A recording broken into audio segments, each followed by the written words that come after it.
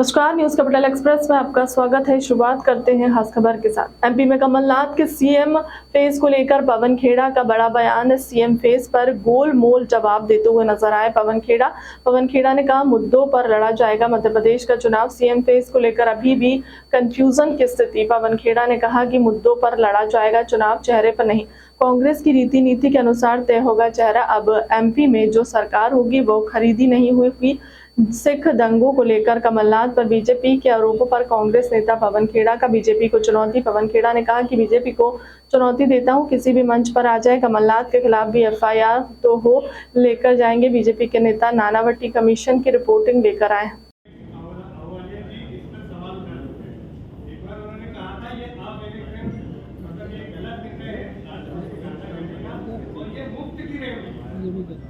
मेरी सहयोगी इस पे ज्यादा अच्छा जवाब दे पाएंगे क्योंकि अर्थशास्त्र समझती है, मुझसे ज्यादा अच्छा समझती है, तो मैं इनसे आगे।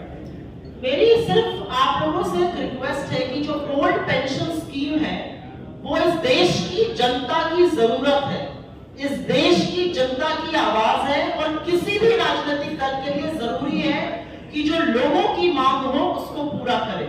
और ऐसा कोई राजकोषीय घाटा इससे नहीं हो रहा है। हमारी 3 सरकारों ने इसको किया है, छत्तीसगढ़, राजस्थान और हिमाचल प्रदेश में। और जब मध्य प्रदेश में हमारी सरकार बनेगी तो हम बिल्कुल इसको पूरा करेंगे।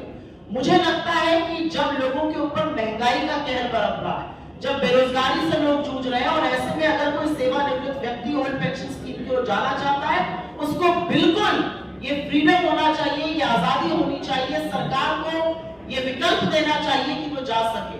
मुझे लगता है जनता की आवाज और मांग से बड़ा कोई भी अर्थशास्त्री नहीं है और कोई भी राजकोषीय तथाकथित घाटे का जो एक तर्क दिया जाता है वो नहीं है। आपको दे रहा हूं। देश के इनसे पहले जो कानून मंत्री इनको हटाया गया पिछले हफ्ते,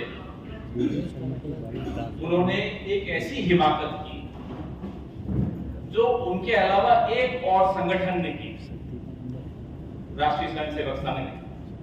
1 महीने के दौरान संघ ने भी और भूतपूर्व कानून मंत्री ने भी सुप्रीम कोर्ट को राष्ट्र विरोधी करार कर दिया। इससे ज्यादा बड़ा अपराध मैं नहीं मानता कोई और हो सकता। सरेआम सर्वोच्च न्यायालय को राष्ट्र विरोधी ताकतों के हाथ का औजार बताया संघ ने। और उसके बाद किरण रिजिजू साहब ने कहा कि कुछ सेवानिवृत्त जजेस राष्ट्र विरोधी। अब नए कानून मंत्री आए हैं, ये अजीब सी सरकार है। स्मृति ईरानी जी का पोर्टफोलियो कुछ होगा, रक्षा पे बोलने लग जाएंगे। निर्मला सीतारमण जी का पोर्टफोलियो है वित्त, वो महिला सुरक्षा पे बोल देंगी। सब अलग अलग। अब कानून मंत्री का क्या मतलब है? जिस राज्य से वो आते हैं, मैं भी उसी राज्य का हूं, उस राज्य में भारतीय जनता पार्टी के 9 गुट हैं, 9 या शायद 5-6 होंगे, वहां 9 हैं। अपना घर संभल नहीं रहा, हम पर टिप्पणी कर रहे हैं। लगता है कि अब 10वां गुट जो है ये नए कानून मंत्री का राजस्थान में बनने वाला होगा।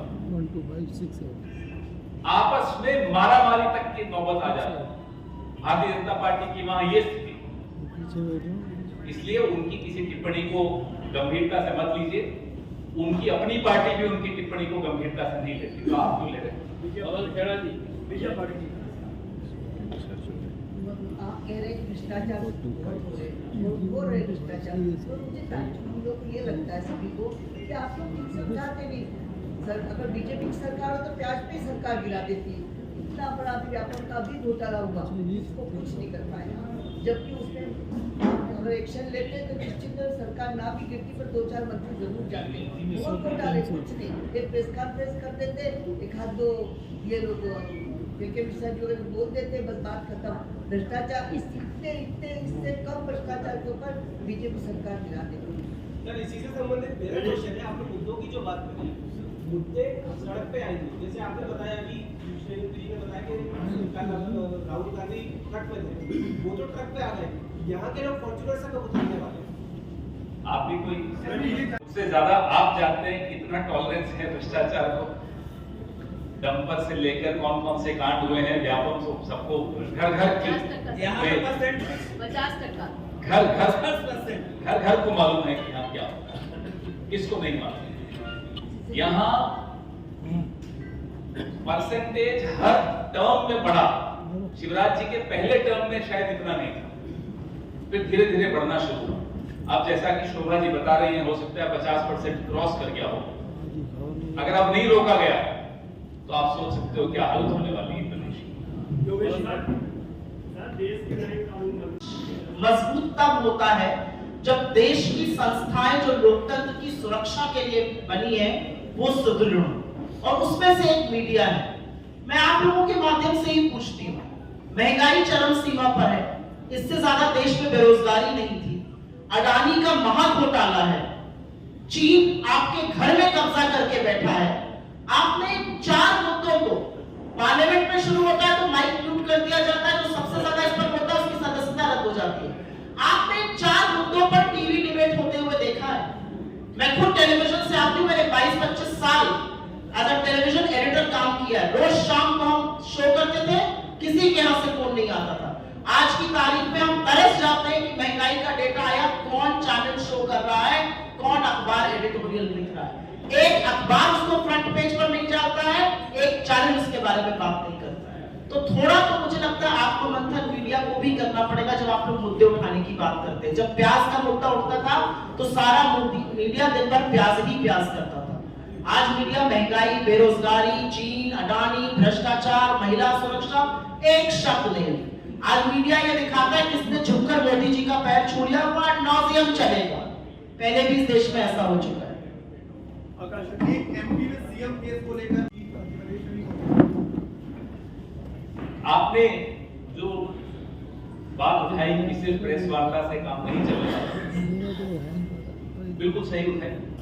शायद यही कारण रहा कि राहुल गांधी के नेतृत्व में 4000 किलोमीटर की भारत जोड़ो यात्रा निकाली गई। पूरी की पूरी कांग्रेस सड़क पर दिखाई दी और तब से लेकर अब तक दिखाई दे रही है, मुद्दों को उठाती हुई दिखाई देगी और आगे भी आपको दिखाई देगी। मैं आपको वादा करता हूं। हाँ, एक वादा मैं आपको नहीं कर सकता, वो ये कि जिस तरह का कवरेज यहां मिलेगा इन मुद्दों को जब हम उठाते हैं, जो कवरेज आप देंगे वो राष्ट्रीय मीडिया शायद नहीं। और राष्ट्रीय मीडिया अगर कवरेज नहीं देता तो कई बार लोगों को लगता है कि शायद मुद्दा उठाया ही नहीं गया। मुद्दा उठाया जाता है, हर मुद्दा बड़ी मजबूती से। बताइए, आप एक कोई मुद्दा बताइए जिसपे राहुल गांधी या प्रियंका गांधी या हमारे और नेता सड़क पर नहीं दिखे हो। पिछले 9 साल नोटबंदी, भूमि अधिग्रहण, सीबीआई आलोक वर्मा वाला जो कांड था वो, हाथरस, कोविड, कौन सा ऐसा मुद्दा था जिसपे राहुल गांधी या हम लोग सब सड़क पर नहीं उतरे? हम सड़क पर उतरे, लेकिन राष्ट्रीय मीडिया की कुछ मजबूरी है, क्या है मैं नहीं जानता, कुछ तो है कि वो नहीं दिखा पाते। लेकिन आप तो कह रही हैं, आपकी सलाह बिल्कुल सर आपको पर। आपकी सरकार आएगी तो मीडिया के साथ ऐसा ही होगा जैसे आपकी छत्तीसगढ़ में 8 पत्रकारों को जेल में बंद कर दिया है। तो वो परिस्थिति क्या थी मुझे नहीं मालूम, लेकिन बंद है सब। ये आप कांग्रेस की सरकार करी, बीजेपी वालों ने बंद कर ही दिया है, पर क्या मध्य प्रदेश में Prioritize the issues. Can you name the issues, particularly 1 from 10? the issues were prioritized by the people of Madhya Pradesh, not by us. We are instruments to ensure that these issues get highlighted as a political party. It's our duty, but the issues cannot be imposed by us on the people of this state.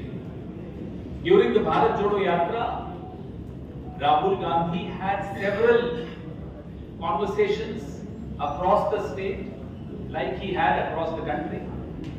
And in those conversations, there were some issues that got flagged.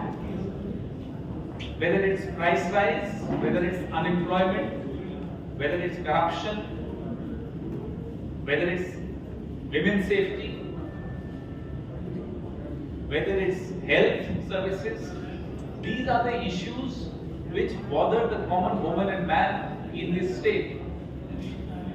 Therefore, as I said, we will only talk about issues that people have been concerned about, worried about, and they expect their political parties to raise these issues.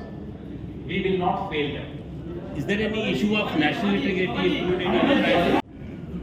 लोगों का मन बन चुका है, दिखाई दे रहा। Bharatiya Janata party को समझ में नहीं आ रहा कि जिन मुद्दों को लेकर वो पिछले 8 साल से राजनीति कर रहे हैं या पिछले 18 साल से यहाँ राजनीति कर रहे हैं, अब उन मुद्दों के दिन लग गए। अब लोग चाहते हैं जवाब, अब लोग चाहते हैं हिसाब किताब, अब लोग चाहते हैं भाई खाता खोलिए साहब, पिछले 18 साल में आपने क्या किया, बेरोजगारों के लिए क्या किया, महंगाई इतनी क्यों बढ़ गई, 407 रुपए का सिलेंडर 1100 रुपए में क्यों बिक रहा है। लोगों को इन सवालों का जवाब चाहिए और हमें पूरा भरोसा है, आपको भी है, इन सवालों का जवाब भारतीय जनता पार्टी के पास नहीं है, हो ही नहीं सकता, क्योंकि इस तरफ उनका ध्यान कभी जाता ही नहीं है। वो सरकार में है नफरत फैलाने के लिए, वो सरकार में है भ्रष्टाचार करने के लिए, वो सरकार में है अपने दोस्तों को अमीर बनाने के लिए। Sir, may I ask you the one question? आरोपी की टाइटलर और सज्जन कुमार को कांग्रेस ने बचाने की कोशिश की और कमलनाथ को दोषी बीजेपी बार-बार लगातार पार्टी का बयान दे रही है। एमपी में अगली सरकार चोरी की सरकार नहीं होगी जैसे कि अभी है। चुनाव जीतकर हम लोग आएंगे और सरकार बनाएंगे, मुद्दों पर लड़ेंगे। मैंने आते ही प्रेस वार्ता में क्या बोला, मुद्दों पर आधारित चुनाव होंगे। आप चेहरों पर आधारित क्यों बनाना चाहते हैं? मुद्दों पर रहने दीजिए लड़ाई। हमारे यहाँ एक प्रक्रिया है, उसी पे रहेगा, उसी प्रक्रिया पे हम चलते हैं। रही बात आपके दूसरे सवाल की,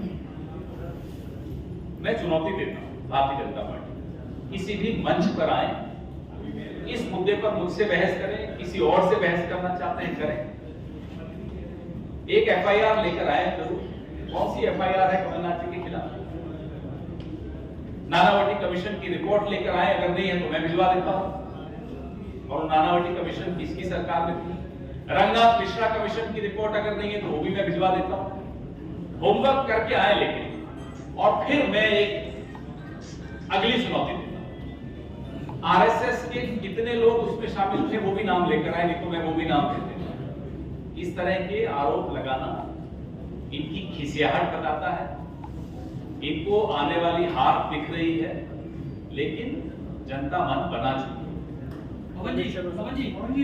24 घंटे में पता नहीं फिर कोई नया आ जाए कि 1000 का नोट फिर से ले लेंगे। हो सकता है चुनाव मध्य प्रदेश में हो, उससे पहले कह दें कि जो पुराने 500 और 1000 के नोट थे वो फिर चालू हो जाएंगे। जब तुगलकी फरमान शुरू हो जाते हैं ना, फिर वो रुकते नहीं है। अब बोल, अब इसको आप मजाक समझ के हंस दिया। एक व्हाट्सएप पर जोक चल रहा है कि जो 7 साल अपना नोट नहीं चला पाए वो हमसे 70 साल का हिसाब मांगते थे। इसका यही जवाब है।